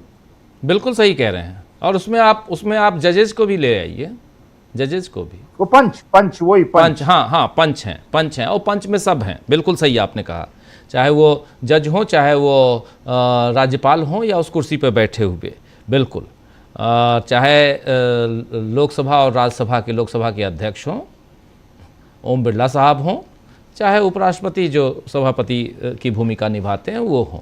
बिल्कुल सही आप कह रहे हैं। सुमन भट्टाचार्य जी कुछ जोड़ना चाह रहे थे। सुमन जी याद करा देने की कोशिश कर रहा हूं। एक जो ये जो सिस्टम था, जो प्रधानमंत्री, ऑपोजिशन लीडर और सुप्रीम कोर्ट का चीफ जस्टिस रहेगा, सीईसी को चुनने का जो पैनल है, ये सिस्टम बना था लालकृष्ण आडवाणी की सजेशन पर।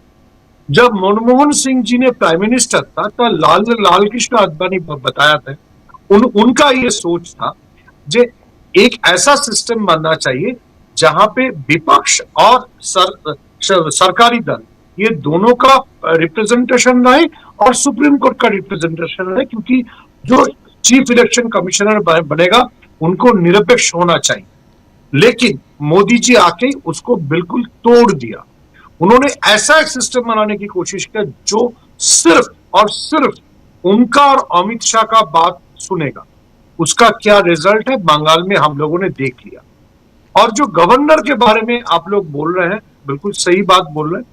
मैं याद करा दूं, सरकारिया कमीशन जब बना था, सिर्फ 2 पॉलिटिकल पार्टी गवर्नर कैसे चुना जाना चाहिए, गवर्नर को पोस्ट टू एबोलिश भी कर देना चाहिए, ये सजेशन दिया था।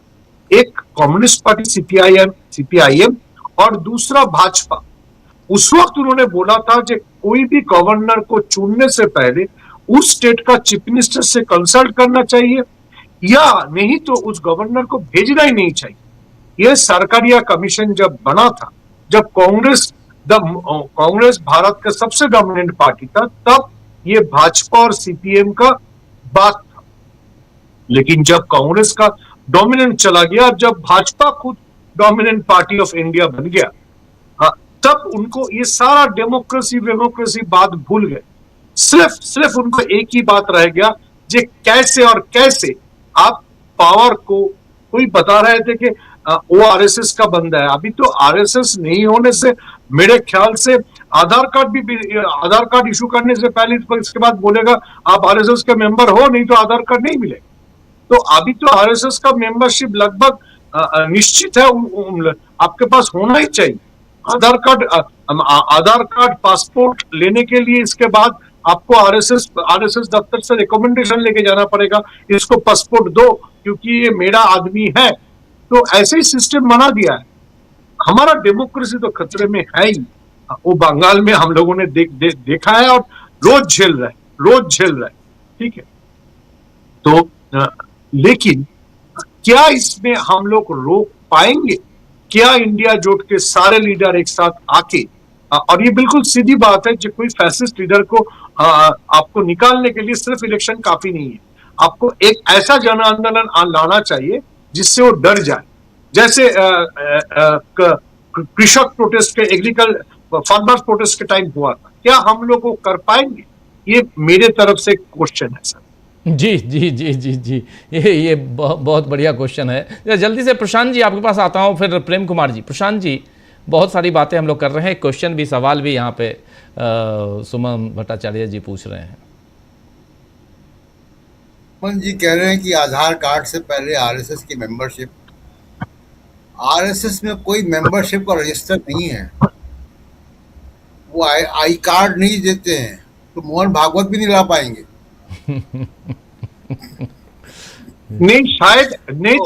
सर शायद इसके बाद होगा खाकी हाफ पैंट पहन के तस्वीर भेजो, नहीं तो आधार कार्ड वैलिडेट नहीं होगा। पासपोर्ट में मस्ट है खाकी हाफ पैंट पे आपका तस्वीर होना चाहिए। जी देखिए, भारत को अगर ये कहा जा रहा है कि मदर ऑफ डेमोक्रेसी, तो मदर ऑफ डेमोक्रेसी में इलेक्शन कमिश्नर का और डाक खाने के पोस्ट मास्टर का अपॉइंटमेंट का तरीका अलग अलग होना चाहिए। डाक खाने का पोस्ट मास्टर से भारत की डेमोक्रेसी जो है वो प्रभावित नहीं होती है। लेकिन अभी हम देख रहे हैं कि तमिलनाडु में क्या हो रहा है, अभी हम देख रहे हैं कि बंगाल में क्या हो रहा है। तो एक बिल्कुल जो कमिटेड पॉलिटिकल आदमी अगर चीफ इलेक्शन कमिश्नर बन जाता है, जैसा ज्ञानेश गुप्ता हैं, तो फिर आपकी डेमोक्रेसी प्रभावित होती है। तो इसलिए केवल ये मामला नहीं है राजीव जी कि इलेक्शन कमिश्नर कैसे अपॉइंट हो, वो बात अमरेंदु जी ने समझा दी है आज कोर्ट में क्या हुआ। मामला और उसके आगे भी है कि सेक्शन 16 इसी एक्ट का जो इलेक्शन कमिश्नर्स को छूट देता है, एक कवच देता है कि उनके खिलाफ कोई एफआईआर नहीं होगी, वो किसी भारत की अदालत में के लिए जवाबदेह नहीं अपने काम के प्रति, ये भी हटना चाहिए। उसके अलावा इलेक्शन कमीशन काम कैसे करेगा?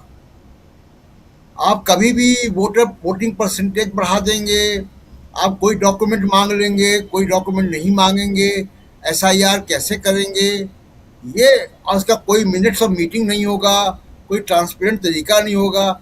जैसा चाहेंगे आप ट्रेंड्स के बारे में बताएंगे, जैसा चाहेंगे आप कंस्टिट्यूंसी वाइज बताएंगे कि डिस्ट्रिक्ट वाइज बताएंगे, या मनमानी, यानी जो पॉलिटिकल पार्टी को सूट कर रहा है, उनकी जो ओनर पॉलिटिकल पार्टी है, जो मालिकों को सूट कर रहा है, उस हिसाब से आप काम करेंगे।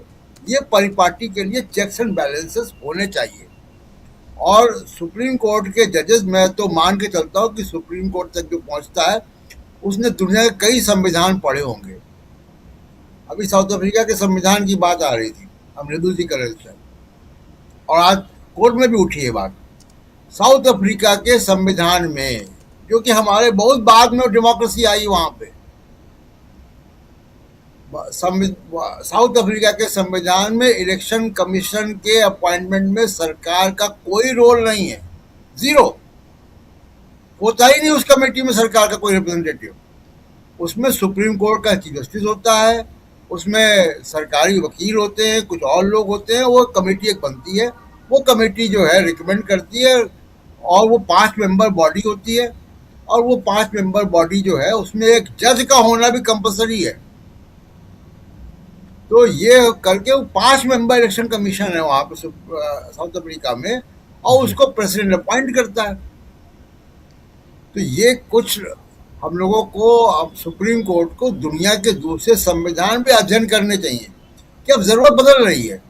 टीएन शेषन किसी कमेटी से नहीं अपॉइंट हुए थे, सरकार ने अपॉइंट किया था, लेकिन वो वक्त दूसरा था, वो दौर दूसरा था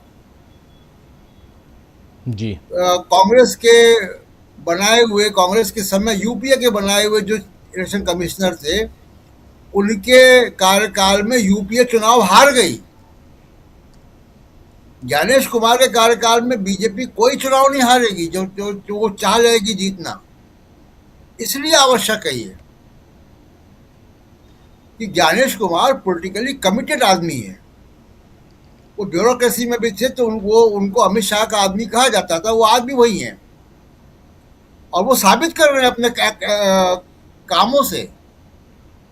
वो अपने काम से ही साबित नहीं कर रहे हैं कि वो इंडिपेंडेंट है, वो पक्षपातपूर्ण नहीं है। वो बिल्कुल अपने काम से, अपने कम्युनिकेशन से, जिस तरीके का ट्विटर वो पॉलिटिकल पार्टी को किस तरीके से करते हैं, जैसे राजीव कुमार जो है वो एक पॉलिटिकल एक्टिविस्ट की तरह मल्लिकार्जुन खड़गे से बात करते थे, चिट्ठियों का जवाब देते थे जी। तो इसलिए बहुत ज़रूरी है कि भारत का जो चुनाव आयोग है उसकी पूरी ओवरहॉल की ज़रूरत है।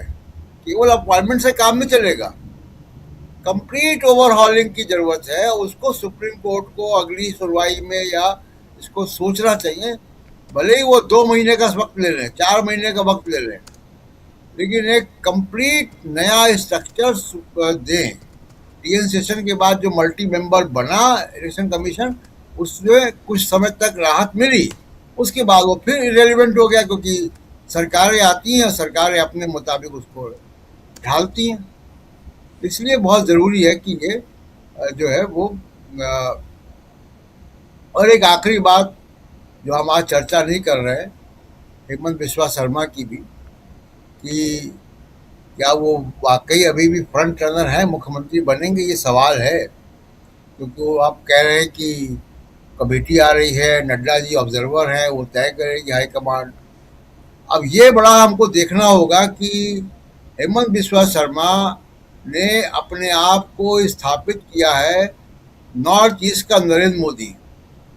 तो क्या नरेंद्र मोदी, नॉर्थ ईस्ट के नरेंद्र मोदी को चीफ मिनिस्टर बनवाएंगे या वहाँ कोई भजन लाल शर्मा आएगा, ये भी देखना है। जी, वो देखेंगे बिल्कुल। लेकिन जो कुछ चल रहा है इधर कलकत्ता यानी पश्चिम बंगाल में, और जो कुछ चल रहा है इधर तमिलनाडु में जैसे ही टीवीके का नाम आया और कांग्रेस पार्टी ने जैसे ही समर्थन की घोषणा की, कल खबर आई, कल मैं देख रहा था, कल 6 तारीख, आज 7 है, कल 6, कि मद्रास हाई कोर्ट ने रजिस्ट्री को कह दिया कि जो पीएमएलए एक्ट के तहत टीवी के चीफ विजय के ऊपर जो केसेस हैं उसके लिए आप ले आइए, उसकी सुनवाई शुरू करें। तो ये आखिर अचानक ये क्यों हुआ? उसके बाद अभी तक जो सबसे बड़ी पार्टी होती है उसको राज्यपाल बुलाता है नॉर्मली, अब वो फ्लोर पे जाकर उसको बहुमत साबित करना है, लेकिन उससे पहले उसके पास 113 सांसदों विधायकों की चिट्ठी ऑलरेडी है। उसके बाद जो हो रहा है ये आप लोग देख रहे हैं। तो इसलिए यहाँ पर परिस्थितियाँ जो हैं वो एक अलग दिशा में बनती हुई दिखाई देती हैं, जिसमें साफ साफ दोनों जगह पे, चाहे तमिलनाडु या पश्चिम बंगाल में यहाँ पर एक दूसरा पुट आ जाता है प्रेम कुमार जी, और वो है हिंसा का। अब ज़रा आपसे समझना चाहता हूँ, इतने सारे चुनाव आपने देखे, सरकारों को बनते बिगड़ते गिरते सब देखा आपने, ज़रा आपसे समझना चाहता हूँ कि पश्चिम बंगाल में जिस ढंग से ये हिंसा का पुट डाला जा रहा है, इससे क्या यहाँ की परिस्थितियाँ सुधरते हुए दिखाई देती हैं आपको? और जिस ढंग से वहाँ तमिलनाडु में जिस ढंग से पक्षपात का पुट डाला जा रहा है, उससे क्या आने वाले समय में वहाँ शांतिपूर्ण ढंग से सरकार की, अगर कल को विजय बना भी ले तो क्या, यानी टीवी के बना ले तो क्या शांतिपूर्ण ढंग से 5 साल चलते हुए तमिलनाडु की सरकार को आप देखते हैं? दोनों जगह अगर तुलना कीजिए। राजीव जी, एक बात तो ये है कि पश्चिम बंगाल के संदर्भ में पश्चिम बंगाल को बीजेपी के लिए जीतना आसान नहीं था, और बिहार में भी उसकी पहली बार सरकार बनी है। बिहार में किस तरह से बनी है वो भी नैतिक नहीं है, वो भी अनैतिक है। एक मुख्यमंत्री को राज्यसभा भेज दिया गया है, ये भी तो अचंभा है ना, ये बहुत बड़ा अचंभा है।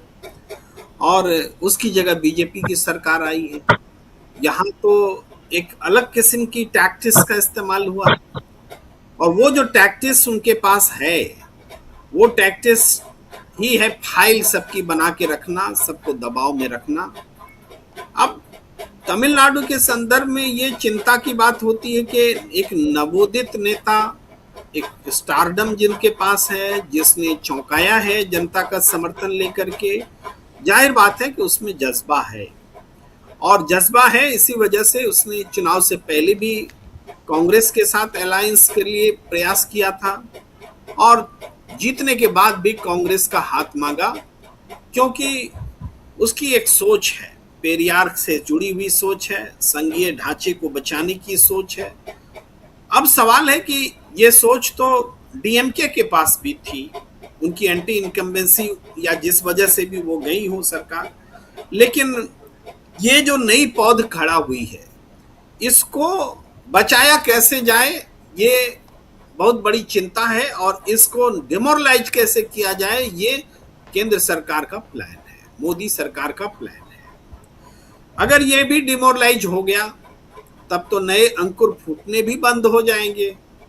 एक बंगाल जो स्थापित स्टेट था, एक बिहार जहां कभी बीजेपी अपने दम पर सत्ता में नहीं आई, उन दोनों जगहों पर बीजेपी ने पेनिट्रेट किया है, और जिस तरीके से किया है वो बहुत विवादास्पद है, वो बहुत चिंताजनक है। आज अखिलेश यादव जब ममता बनर्जी से मिल रहे हैं तो उनकी जुबान से यही निकल रहा है, आप हारी नहीं हैं, आप हारी नहीं हैं, यही बार बार वो कह रहे हैं।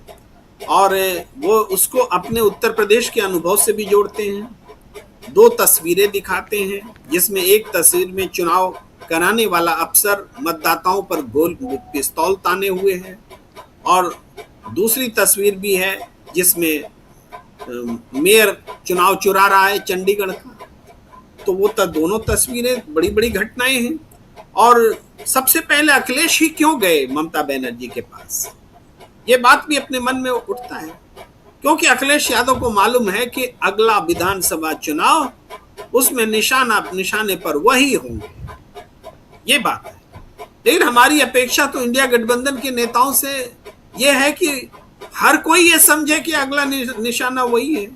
अखिलेश यादव के पास चुनाव आएगा तो वो दौड़े दौड़े जाएंगे ममता बनर्जी के पास, बाकी के लोग कंपटीशन क्यों नहीं कर रहे ममता बनर्जी के पास जाने की, ये भी एक मतलब मैं अपनी बात रख रहा हूं। और बीजेपी, आपका जो प्रश्न था कि बंगाल के संदर्भ में कि क्या होने वाला है, कोई सुधार की उम्मीद है, कुछ क्या हो सकता है। देखिए, सुधार नहीं, एक और मणिपुर तैयार हो रहा है। मणिपुर तैयार होने का मतलब क्या है? मणिपुर तैयार होने का मतलब है अराजकता नहीं, अराजकता से बड़ा वर्ड में सोच रहा हूं क्या हो सकता है। अराजकता में तो शासन को लोग नहीं मानते हैं, इसमें शासन अराजकता पैदा करता है, एक के पक्ष में सक्रिय रह करके और एक के खिलाफ में निष्क्रिय रह करके। ऐसी इस सिस्टम का जो भी नाम दिया जाए, मैं तो तमाम दर्शकों से भी अनुरोध करूंगा कि इस सिचुएशन में अराजकता के अलावा कोई नाम देना चाहिए। इसको क्या कहें, एक नई चीज पैदा हुई है मणिपुर से, इसलिए हम मणिपुर बोल के समझते हैं। तो मणिपुर का मतलब ये भी होता है बहुसंख्यक की तानाशाही, जो सुप्रीम कोर्ट ने आज कहा है। बहुसंख्यक की तानाशाही संसद के भीतर भी है, किसी को बोलने नहीं देंगे, बोलोगे तो हम निकाल देंगे सदन से, और हम तो चाहेंगे तो गाली भी देंगे। आपको गाली अगर गलत लगती है तो हटा दो, मैं ही स्पीकर हूं, मैं ही सब कुछ हूं। वहां भी बहुमत की तानाशाही है। बहुमत की तानाशाही एडमिनिस्ट्रेशन में भी है। हम तो सेंट्रल पुलिस लगाएंगे, सेंट्रल पुलिस हम जो कहेंगे वही करेंगे। हम तो चुनाव आयोग से चुनाव करवाएंगे, चुनाव आयोग वही करेगा जो हम करेंगे, क्योंकि ये बहुमत की तानाशाही, उसकी नियुक्ति ही बहुमत की तानाशाही से हुई है सुप्रीम कोर्ट के हिसाब से। तो बहुमत की तानाशाही हर जगह है, संसद में है, संसद से बाहर है, इंस्टीट्यूशंस में है, पार्टी में भी है। ऐसा नहीं कि बीजेपी इस तानाशाही से अछूती है, बीजेपी स्वयं इस तानाशाही की सबसे बड़ी सफरर है। बीजेपी के भीतर जो कोई भी थोड़ा बहुत भी लोकतांत्रिक होगा उसको सफर करने के लिए विवश कर दिया गया है। वो चाहे सुमित्रा महाजन हो कि जोशी जी हो कि अडवाणी जी हो कि अरुण शौरी हो कि कई लोग तो पार्टी से निकल भी गए, वो बहुत सारे लोग।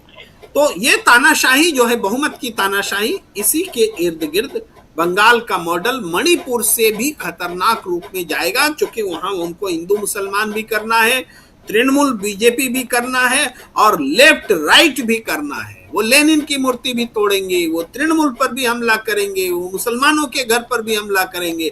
हर जगह उनको बहुमत की तानाशाही स्थापित करनी है और हर चीज को हिंदू और उसके इर्द गिर्द जस्टिफाई करने का प्रयास करेंगे। जी जी जी जी। इस बीच कोलकाता से एक ब्रेकिंग खबर आ रही है सुमन भट्टाचार्य जी।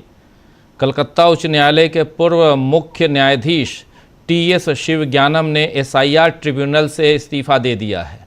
पूर्व मुख्य न्यायाधीश टीएस शिवज्ञानम ने जो उनको बनाया गया था ट्रिब्यूनल, उससे इस्तीफा दे दिया है। जहां एसआईआर का मामला चल रहा था और 27 लाख अभी मामले पड़े हुए थे और उससे इन्होंने इस्तीफा दे दिया है।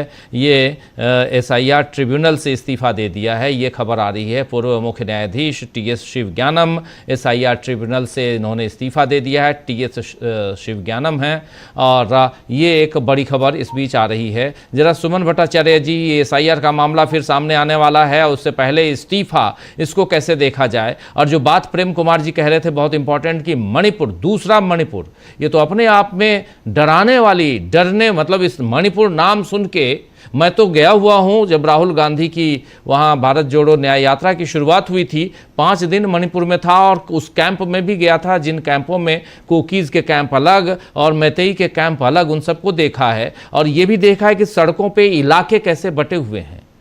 तो मणिपुर, और जो आज का मणिपुर है, उसको सोच के आप सिहर जाएंगे। वैसे में कोलकाता या पश्चिम बंगाल की अगर ये बात आए तो, और उससे पहले ये जो ब्रेकिंग खबर है, इस पर आपकी टिप्पणी।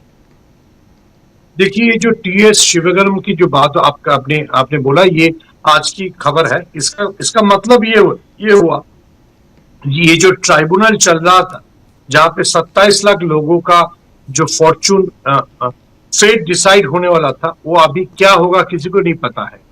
मैं आपको याद करा दूं कि चुनाव के पहले इस बात को लेके बहुत बहस हुआ, जो ये ट्राइब्यूनल से जितना नाम निकलेगा वो क्या वोट दे पाएंगे या नहीं। आखिर तक सुप्रीम कोर्ट का एक वर्डिक्ट से वो लोग राय देने का, वो लोग वोट डालने के उसको उन लोगों को अधिकार मिला था। लेकिन कितने लोगों का नाम आखिर तक ट्राइब्यूनल ने क्लियर किया था? सिर्फ और सिर्फ 1,500 लोगों का। 27 लाख लोगों के बीच सिर्फ 1,500 लोगों का। देखिए, जो शब्द उन्होंने प्रयोग किया मणिपुर बनाने वाला, देखिए आधा मणिपुर तो उन्होंने बना ही दिया। 27 लाख बंगाल में ऐसे लोग रहते हैं जो इंडियन है कि नहीं, इसको किसी को नहीं पता है। और शायद ये चुनाव जीतने के बाद भाजपा इसके बारे में बात ही नहीं करेगा। तो क्या ये 27 लाख लोग डिटेंशन कैंप में जाएगा आसाम के जैसे? क्या ये 27 लाख लोगों को पुशबैक करने का ताकत भाजपा या स्वराष्ट्र होम मिनिस्टर अमित शाह के पास है? क्योंकि उनके हिसाब से ये 27 लाख लोग बांग्लादेशी है, इन्फिल्ट्रेटर है, घुसपैठिया है, किसी को नहीं पता। जिन्होंने भी ये शब्द व्यवहार किया मणिपुर बनाना चाहते हैं, देखिए भाजपा की जो ध्रुवीकरण का जो पॉलिटिक्स है, उसमें तो वो तोड़ना चाहते ही है। हम लोगों ने आज, मैं अगर इसका एग्जाम्पल देता रहूं, जो कितने जगह पे मुसलमान दुकानदारों के पास जाके बोला गया है कि आप मुसलमान हो, आपको हर सुबह जय श्री राम बोल के दुकान खोलना पड़ेगा। अच्छा, बिल्कुल उन्होंने ठीक बताया, यह सिर्फ हिंदू और मुसलमान को लड़ाई नहीं है, ये नारी और पुरुष का भी लड़ाई है। एक काफे में जाके बोला गया है, यहाँ पे जो औरत आते हैं वो सिगरेट पीता है, वो शराब पीता है, ये दुकान कल से बंद कर। ऐसा नहीं चलेगा। एक दुकान ऐसा है जहां पे जाके बोला है, अब सुबह जब दुकान खोलोगे तब ये सोच लेना जो हिंदू राष्ट्र बन गया है, उसके बाद आप तैयार करना जो आप बिरयानी बेचोगे कि नहीं बेचोगे। ये मालदा में हुआ है। तो ये सारा बात जो हो रहा है, ये सिर्फ ट्रेलर है। ट्रेलर भी नहीं, शायद टीजर है, क्योंकि 4 तारीख को रिजल्ट निकला है और आज 5 तारीख, और कितना अच्छा इलेक्शन कमीशन का लॉ एंड ऑर्डर है, उसका बात जो आपने मेरे को पहले पूछा था, शुभेंदु अधिकारी का पीए का मौत से सिर्फ पता चलता। तो देखिए, जहां पे वुड बी चीफ मिनिस्टर का होने वाला सीएम का, सीए का लाइफ सुरक्षित नहीं है, उस स्टेट मणिपुर बनने में कितना टाइम लगेगा, शायद ये सिर्फ नरेंद्र मोदी और अमित शाह ही बता पाए। जी, बिल्कुल आप सही कह रहे हैं। प्रशांत जी कुछ जोड़ना चाहते हैं? जो अखिलेश यादव आज ममता बनर्जी के साथ मिले हैं, ये बड़ा इंपॉर्टेंट मीटिंग है, और ये मोमेंटम फिजल आउट नहीं होना चाहिए। मैं उनकी बात को बड़ा ध्यान से सुन रहा था। इस पूरे मामले में जो चुनाव की धांधली चल रही है, इसमें सबसे गंभीर काम राहुल गांधी ने किया। खुद बड़े बड़े इन्वेस्टिगेशन किए।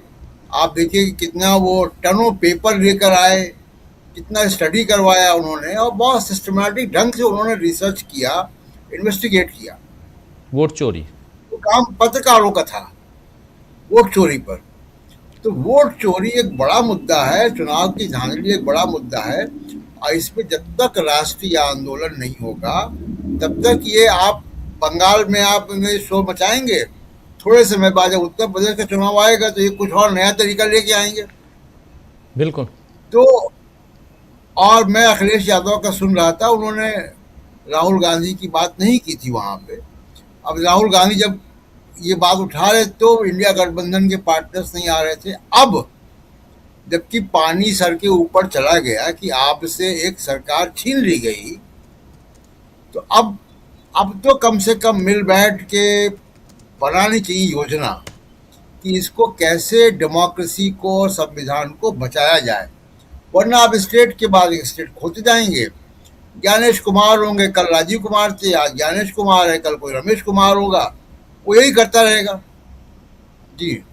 जी बिल्कुल बिल्कुल। अमलेंदु जी, क्लोजिंग, क्या यहाँ पे और खासकर पश्चिम बंगाल क्या ये अब शांत होते हुए देखते हैं आप? अब तो विधानसभा भी भंग हो गई।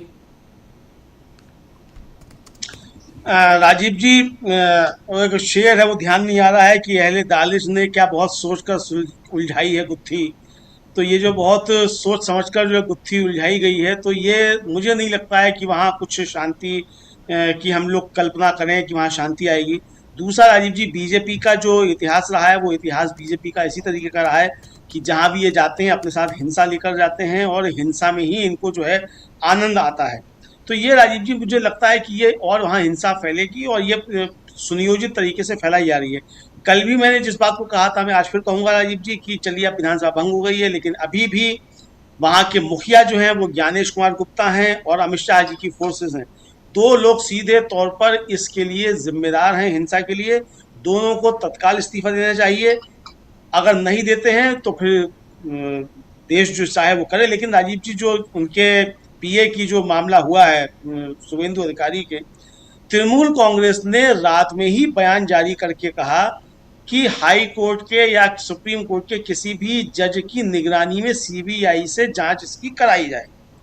सवाल यह राजीव जी कि भारतीय जनता पार्टी अभी तक ऐसी मांग कोई क्यों नहीं कर रही है कि अदालत की निगरानी में इसकी सीबीआई से जांच कराई जाए। ये राजीव जी बहुत संदेह की बात है। सीआईडी जांच कर रही है, ठीक है, सीआईडी जांच करेगी, लेकिन बीजेपी ये मांग क्यों नहीं कर रही है कि अदालत की निगरानी में इसकी सीबीआई जांच कराई जाए। और जैसा कि सुमन भट्टाचार्य बता रहे थे कि ये उनके चौथे पीए की जान गई है। तो राजीव जी बहुत सारे सवाल उठते हैं, इफ एंड बट्स।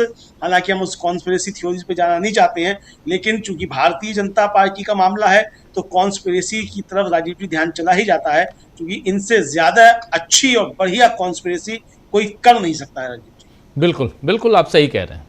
चलते हैं, इस चर्चा को यहीं ख़त्म करने की इजाज़त चाहता हूं। समय हो चुका है, लेकिन बहुत गंभीर बातें। बहुत बहुत शुक्रिया सुमन जी आपका, बहुत बहुत शुक्रिया प्रेम कुमार जी, प्रशांत जी, अमलेंदु जी और साथ में जुड़े थे प्रोफेसर अखिल स्वामी जी। आप सबका बहुत बहुत शुक्रिया आप तमाम साथियों इस चर्चा में बने रहने के लिए। नूतन पाठक जी हमारे साथ हैं, हमारे साथ पंकज जी जुड़े हुए हैं दानापुर पटना बिहार से, डॉक्टर दलवीर जोगर साहब।